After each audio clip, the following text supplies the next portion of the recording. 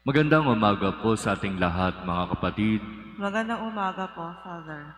Sa umagang ito, araw ng Sabado, ipinagdiriwang natin ang kapistahan ng dalawa sa itinuturing na mga haligi ng simbahang Katolika, si Pedro at si Pablo. Alam natin kahit papaano ang naging buhay nitong dalawang apostol na ito. Hindi naging madali para sa kanila ang pagsasabuhay ng kanilang misyon bilang mga pinili at tumawag at sumunod sa ating Panginoon.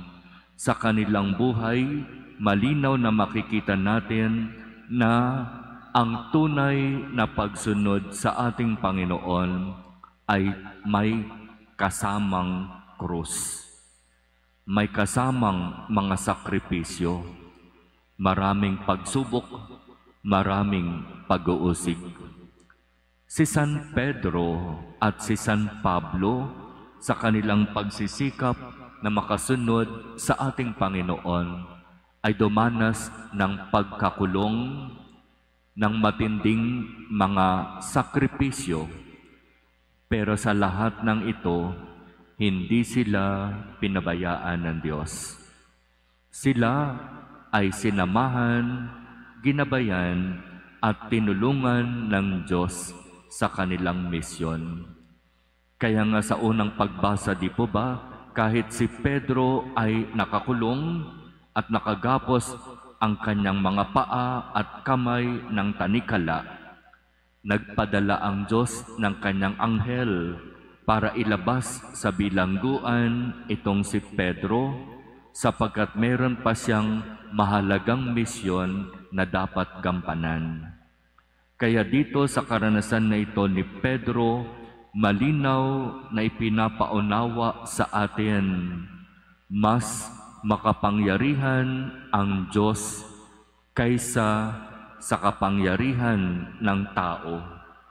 At malinaw na iyan ang ipinapakita sa atin ng pagpapadala ng Diyos ng anghel kay Pedro, na kahit siya'y nakagapos ng tanikala, na kahit nakakandado ang kulungan, walang nagawa ang lahat ng ito sa kapangyarihan ng Diyos.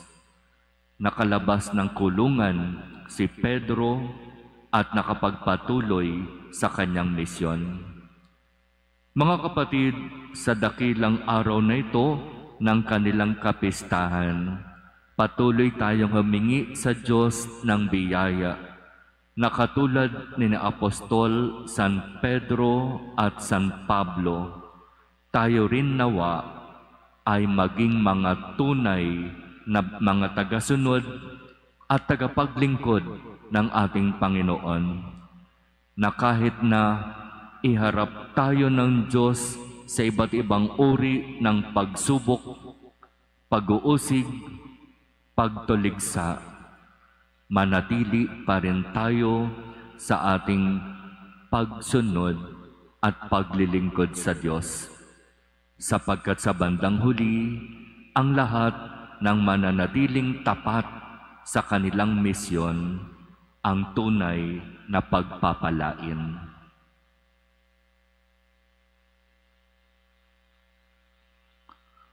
Amen.